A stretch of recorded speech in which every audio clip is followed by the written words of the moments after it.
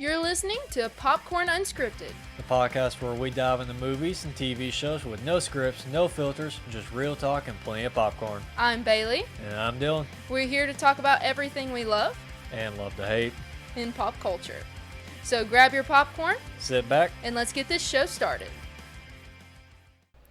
So, Civil War is a movie set in a dystopian future America. You follow the journey of a team of journalists making their way to Washington, D.C.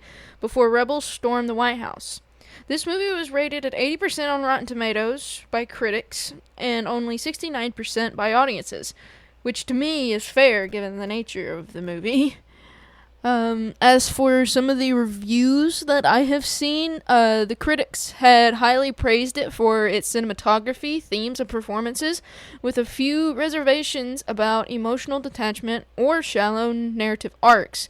Now, for general audiences, they felt it was polarized. Many found it haunting, suspenseful, and visually gripping. Some were disappointed by its ambiguity or lack of clarity, which I can totally agree with both sides there.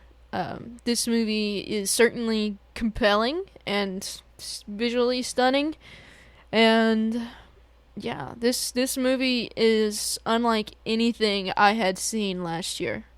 So, welcome to episode 29. So, this movie had certainly left an impression on me since I had watched it in theaters last year. With everything going on in the United States and the world, I believe this movie is fairly accurate in what a modern-day civil war would look like. Kind of scared me a little bit, if I'm honest. And this movie, I think, was the first A24 film I had ever seen as well, so A24 left an impression, I could tell you that. So, this movie is just so raw and so close to home. Now, in this movie, the way I took it, it's the people versus the government. What I think happened based on context clues is that the president was making decisions that most of the U.S. did not agree with. Therefore, it led to California and Texas annexing from the U.S. I had also watched the trailers for this movie and kind of had an idea of what the movie was going to be. It's not really heavy on the action, which I liked because not all war is action. There's more to it than that, which is why this press group goes out to take pictures and report.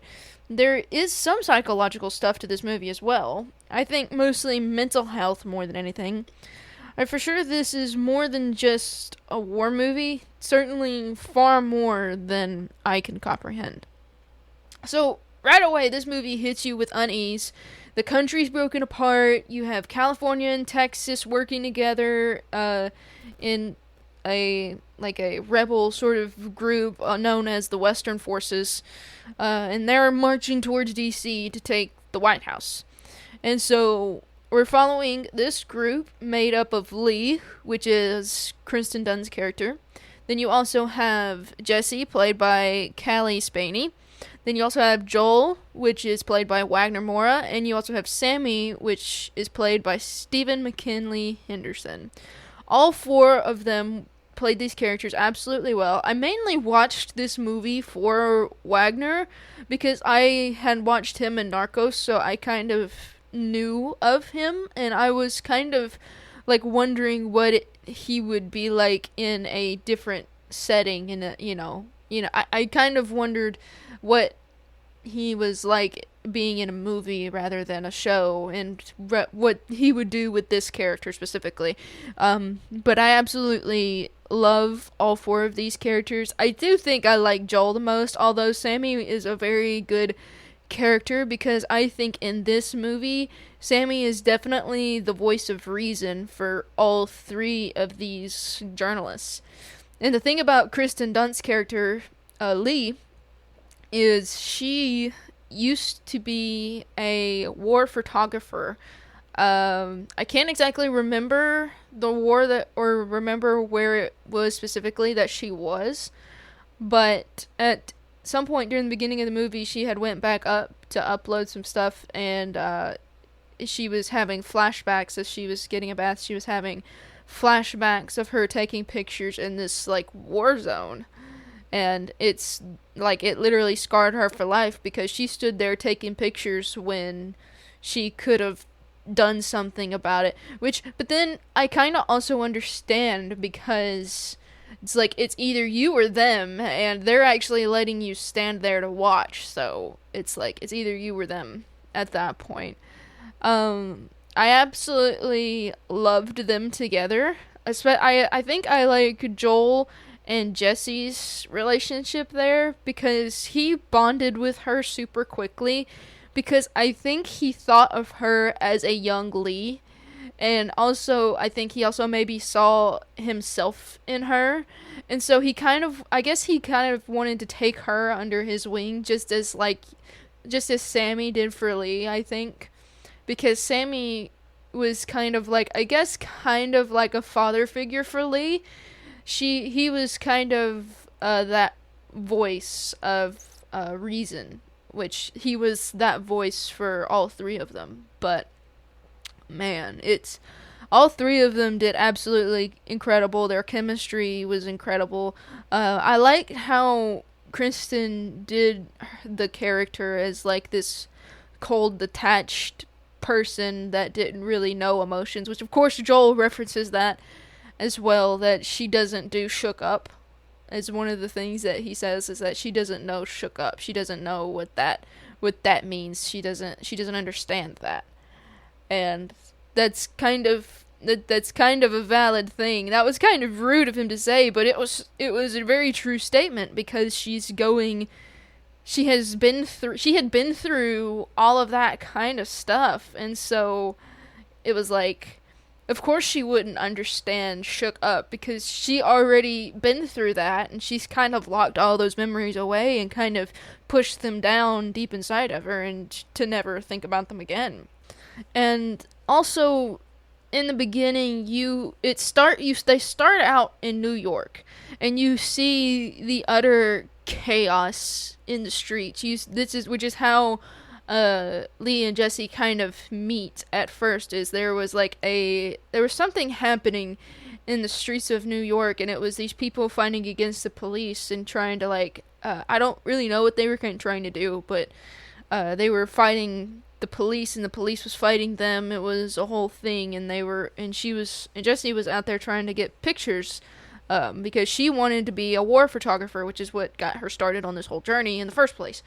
So there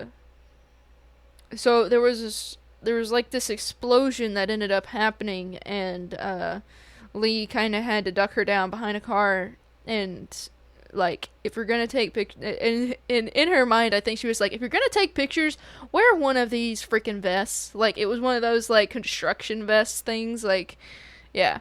So it was certainly it certainly showed what it was going to be like going down further into their journey and such. So it was certainly going to be a interesting world that they were going to go through to get to DC. So then you get towards the middle of the movie, and that's where everything kind of starts to take a turn. You start to see what it's like more outside of New York, because New York's kind of contained, I think, but when you go outside of that, you see how this conflict is just messing with the entire country. Not just this, but it's messing with the whole country. It's not just one thing.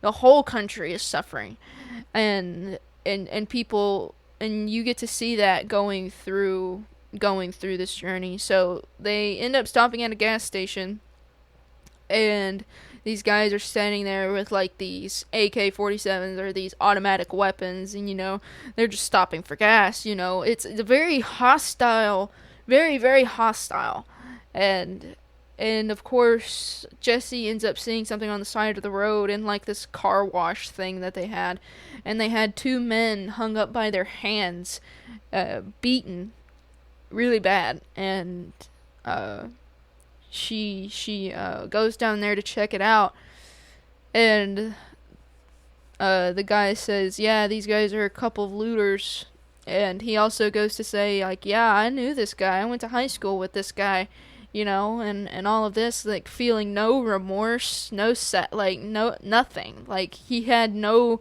emotions. And even on the actor's face, like, he showed that he was kind of not right in the head, which was fairly scary.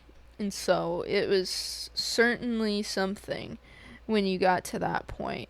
And then you have the rest of the middle of the conflict. You have like other things that they run into as well, because it's like after that they get into this other conflict later on. After they had like stopped to sleep for the night, they hear like gunfire and stuff in the distance, and Joel was just like, he wanted to go get into the gunfire. Like he wanted to do that. Like, I thought that was an interesting thing.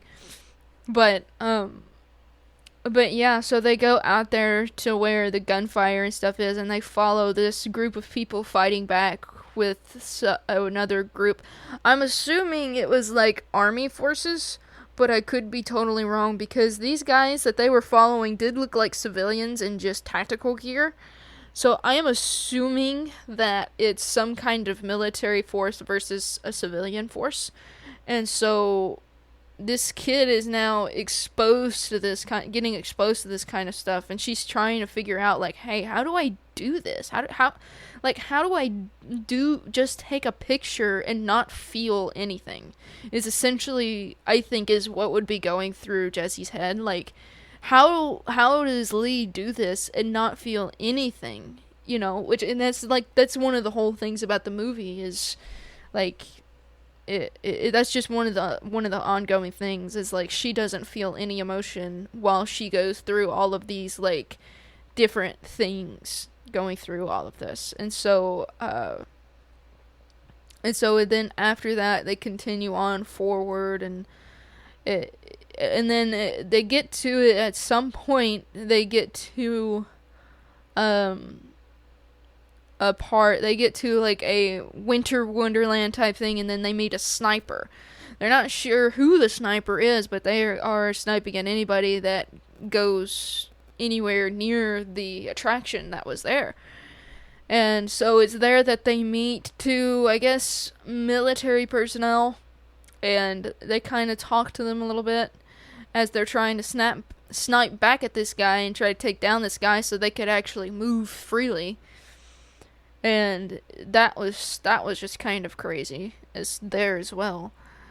And then you move on forward, and then you have some friends of Joel do like a drive-by and such, and then that ends up with them being with these other army personnel that is essentially taking out anybody that's not American. Like, if you're not from America, you're essentially going to get shot and killed. And I think that was one of the most disturbing things for me, because the two guys that was in the car that was passing by Joel and them as they were driving down the road, those two friends of his ended up dying, because one of them, I know one of them said that he was from Hong Kong, and then this redneck soldier dude was just like, Hong Kong, and then just shot him just because he wasn't from the US. And that really disturbed me, because like that shouldn't matter. It shouldn't matter where they're from. They're human beings at the end of the day, right? Like that just disturbed me so much. And then of course he ended up killing the other one. I don't think he said where he was from, but I guess just by looking at him, you could tell he wasn't from America, or his family at least wasn't from America. You could just tell. But it's actually kind of funny, because he asks Jesse, and he asks Joel where they're from. But here's the funny thing. He never once looked at Lee and asked her where she was from. To my which I did rewatch the movie, but to my memory, he didn't look at her and asked her where she's from, which of course, she's a white female, so I guess he just assumed that she's from the US just because of what she looked like. And that's a whole other situation there too. And so you have this guy trying to, do all of that, and then Sammy ends up driving in, doing like a drive-by, tackling, hitting the guy, and pretty much knocking Jesse into the pit of bodies that was there too. Just full of just innocent people that were just shot and killed just because of their heritage. And so you have all of that happen, and then that's where we learn that we finally lose one of our own. We lose Sammy. They ultimately find out that Sammy had gotten shot after the fact, and they get out of there, and he looks at him. He's like, "We're gonna have to stop. We're gonna have to stop and swap because I can't drive." Which, of course, I think Sammy knew what was going to happen, because they didn't have any medical supplies, as far as I know, or at least not enough to take care of a gunshot wound, especially as severe as his, which of course he just died from blood loss. Like it hit him like right there in the stomach, from what I could see anyway.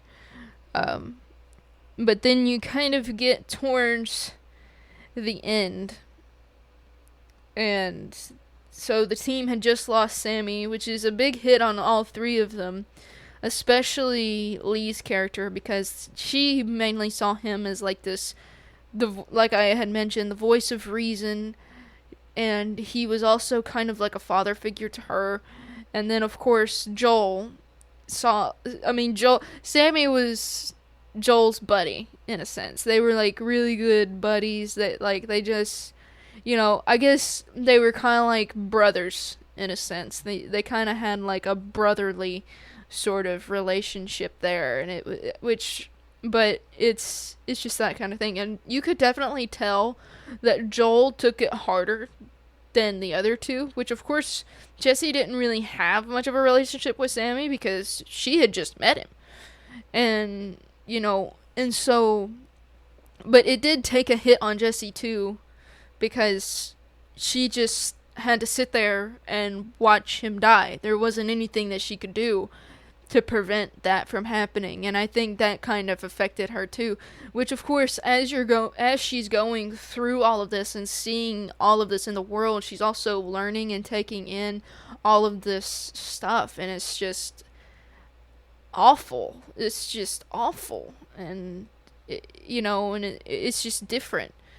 And so I think it's at that point that she realizes this is what it means to be a war photographer. You just have to kind of stand back, let things happen, and try to survive. And that's what she learns throughout this experience, I think, anyway. But after this fact, the West forces are moving in on DC. They're already moving in at this point. There's a lot of stuff going on, especially with Lee. She is definitely in her own head. She basically reverts back to what Jesse was. Now you see the roles kind of swap. So Jesse's now the one out there being confident and taking pictures, and then Lee is now the one panicking and stressing, and it's the roles had reversed, and it was very interesting how that was done, all because they lost one of their own. And so as time goes on, they are going through this war zone trying to get to the White House. And so they go so there was people trying to leave the White House, but the president ended up not being in the car, obviously. And so they end up trying to storm into the White House, and somehow Lee knows that the president is not in the car. Like, that was too easy. Like, there's no way that, like, even in my head, I was just like, that's too easy. And then she said he's not in the car, and I'm like, you know what? That makes sense. That makes sense, because that would be way too easy. Too easy of a thing, So the three of them end up going towards the White House. the Western Force, the group that they were with, were like, hey, they're moving towards the White House, so they know something. So they go out and towards the White House, and they see, like, all of this stuff in this big room. They see all of this stuff, like, they had been here for a while, and, they had all of this ammo boxes. They had, like, all kinds of stuff with this for the Secret Service, I'm guessing. And so once their group gets in there, they tell the three of them, just stay out of the way. We're going to go forward. We're going to see what's going on. And so they go forward, and they find, like, the press room, I guess is what you would call it in the White House, the press room. And there is a woman there. I'm not really sure who, I'm guessing it's the vice president, maybe, at the time?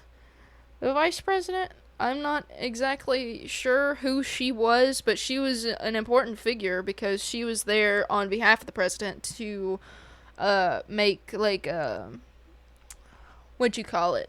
Not demands, but negotiate. She was like the negotiator. And of course, the Western forces were like, we're not negotiating. And ultimately, they end up killing her. And so then they proceed forward to go towards the Oval Office. And that's what they do. So Jesse and Lee and Joel, they all follow the group of people blasting through the Secret Service. And ultimately, you see that Lee's kind of staying back and Jesse's kind of going forward. She's like, I think she's kind of gets a little overconfident in this moment, and it's at this point in time where they get close to the door, and Jesse ends up running out into the middle of the hallway to take a picture down the hallway, and a guy pops out about to shoot her, and then Lee had noticed what was going to happen and ended up pushing Jesse onto the ground, and ultimately making Lee, ultimately her life was taken. And so, and Jesse, ended up taking those pictures.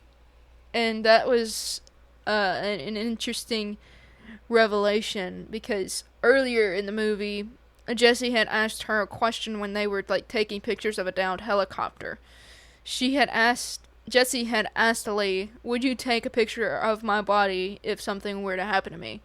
And then Lee just kind of looked at her, and of course, in her typical way, what do you think? Of course she's like basically saying, yeah, of course I would, because that's what I do, And so that kind of led to that moment, and that foreshadowing, like, so something ended up happening to Lee. She ended up getting killed.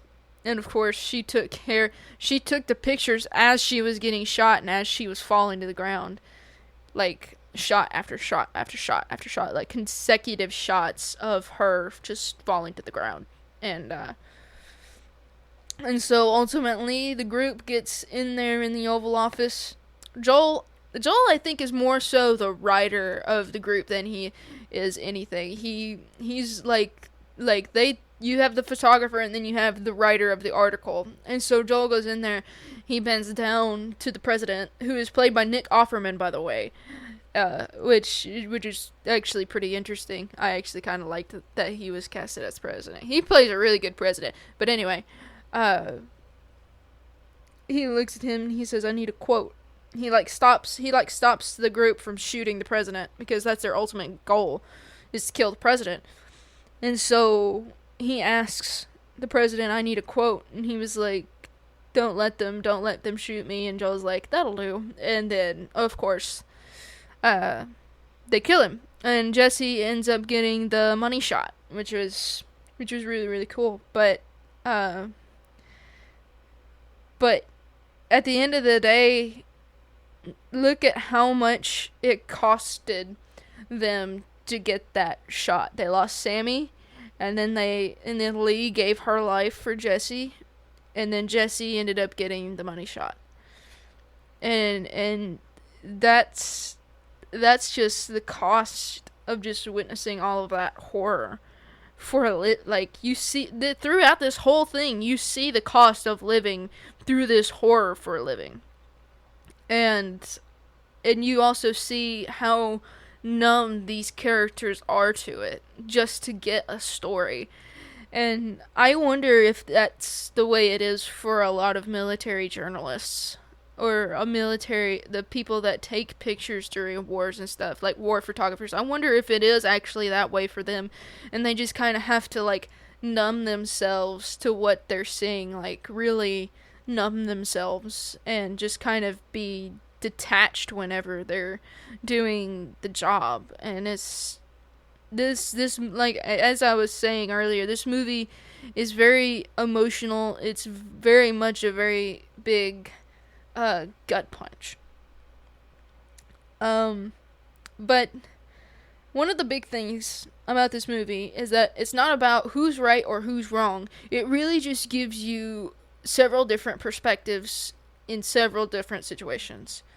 It gives you all of that, which of course with the journalists, you kind of have to have that many perspectives.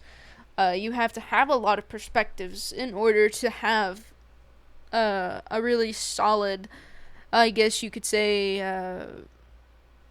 article, I guess. But this also shows how much pressure there is in journalism. That's I don't think I would be able to handle that much pressure. Honestly, I probably would have been killed in that setting. I probably would have already been killed. And it's also kind of scary because these characters, aside from Jesse, were so desensitized to all of this violence, and you know, it's like their life. It's their life. It's their living. They're like, they go through this on a daily basis. So they're just numb to it, and honestly, that kind of terrifies me, to not have that empathy, to not have that want to help these people, to not, you know, that would really disturb me, in all honesty. But then again, in these types of situations, you are essentially powerless, because it's either you or it's them, and at the end of the day, it's either you or them, and survival is inevitable. And I think that's also one of the things about the human mind as well. You go into fight or flight mode, and you just kind of have to go with what your body says. It's like, and you know, and you just essentially have to do what's right for you. At the end of the day, you have to do what you have to do in order to survive, and that can be pretty scary, I think. But this movie is not definitely not a call to arms, but it's more like a mirror, in a sense. It's kind of showing you what could happen if these things take place. This is what could happen, which of course, even in today's society, which of course we've been close to civil war several times in the last couple of years. I mean, I wouldn't be surprised if a civil war does happen or does break out. I wouldn't be surprised one bit. But, you know, people are entitled to their opinions. They are entitled to what they believe. They have rights too. Everybody has the same rights as everybody else. It doesn't make anybody more special or anybody less indifferent or anybody, I guess, you guys get what I'm saying, right? It doesn't make anybody any indifferent. You know, everybody has the same rights. Everybody lives under the same law. It's nobody should get special treatment, in my opinion. I mean, like, which of course there's certain things, but yeah. I don't know if I would necessarily have like a favorite moment or anything from this movie, but I do enjoy the scenes in the stadium where they go and stay at the stadium for a night, and Joel's like ends up going and playing with the kids, and then you have that moment between Jesse and Lee where she shows her how she develops her film, because she has a film camera whereas Lee has a digital camera, which is instant. And I honestly think I actually like Jesse's perspective on using film instead of going digital because of the situation that they are in. It makes it like, I don't really know how to explain it, but it's just interesting that she chooses to do film instead of doing something digital. There's something there that I'm not necessarily grasping, but there's something there. The reason why she does, or I think she might actually say why she does film instead of a digital camera. But that camera that she had was given to her by her dad, I think. It was given to her by her dad, so it's kind of like a family heirloom in a sense, so that's why she wants to use it. But it's certainly an interesting moment. I think that part is really my favorite part because of that. But I will say, this movie is good enough to it does get replay value, because you can watch this movie and it gives you all sorts of perspectives. You can watch this movie like a million times and I think you'll always find something new. Because I think this movie will always be relatable, specifically because of the things that it talks about and the things that it show. I think this movie is like a big, like, do not do this movie. Like, it's a big warning sign, like, do not do this sort of thing. And I highly enjoyed this movie when I had watched it last year. I highly enjoyed it. But I do think Kristen Dunst actually did an amazing performance in this, which this was the first time I had seen her do anything in a long time. Which, of course, in the last movie we reviewed, Hidden Figures, she was also in that, and that movie was in 2016. And we don't get to really see her in a lot of movies nowadays, and so it was actually interesting to see her in this movie. And I also liked Wagner Moura's performance as well. He did an absolutely amazing job. He also looks really good too. Like, looks really good compared to his Pablo Escobar performance. He looks really good. Not that he didn't look good in Narcos either, but you know. But anyway. And also, I really liked Kaylee Spaney's arc in this movie as well. She did an absolutely amazing job portraying this character, like going from like an eager rookie to a haunted young adult. And I genuinely think that she captured the I guess not transformation, but transition from being this naive young rookie trying to get into these things, to take these pictures, to somebody that has seen what it's like to be in these places and now know the stakes of being in this field, and yet she continues to want to do this. And so it was really, really cool. And then, of course, you have Stephen McKinley Henderson as Sammy. Honestly, I think he's my favorite character out of the movie, aside from Joel, which I had mentioned before. But he just did an absolutely amazing job. As I said, I think he was the voice of reason. He was the the guy. If you were to like compare the four of them to, like, I'm gonna say the Fantastic Four because that's kind of, you know, kind of what I'm going for here. So it's like you have Kristen, who is like I guess you could say she's like the Sue Storm of the four, and then you have Joel, who's like the Johnny Storm of the four, and then you have what Well, no, because who would be Reed? Hold on.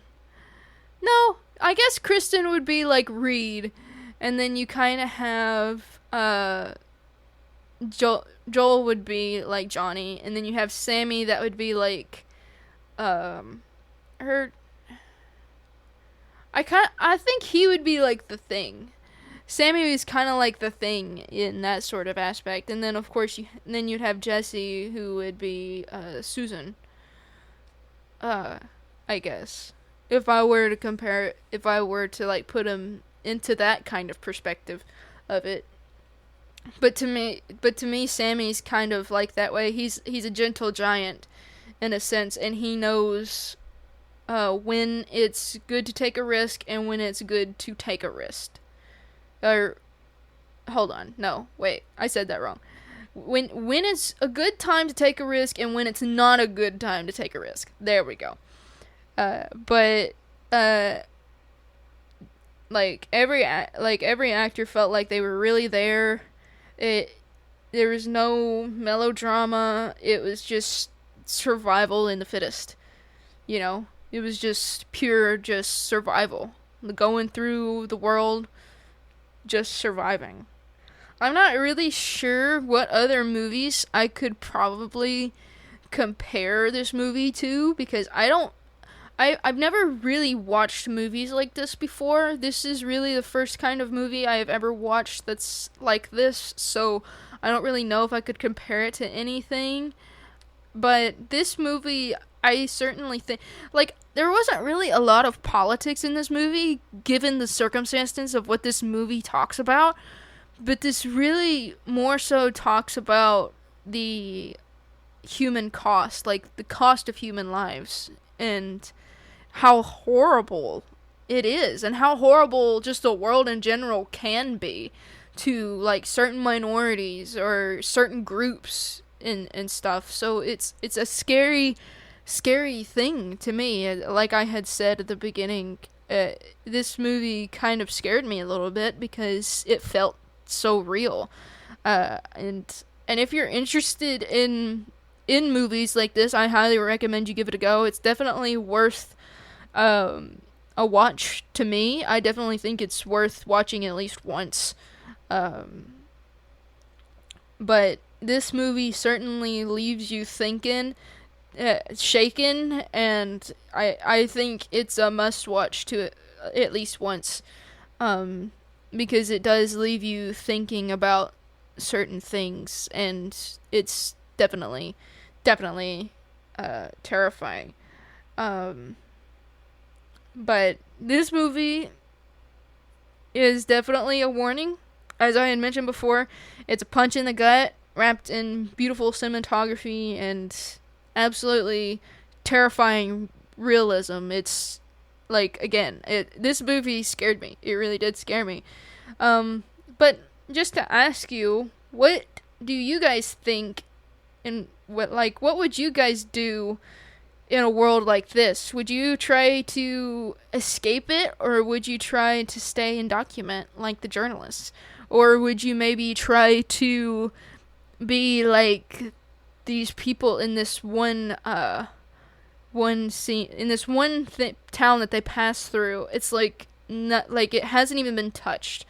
Like everything as it used to be, and Joel even says it's like did we step through a time portal or something? Because everybody was walking around, everything was normal, like normal, quote unquote normal, and it was so surreal to kind of see that in a world full of war and full of like people just tearing apart, and yeah, but next episode will certainly be something lighthearted.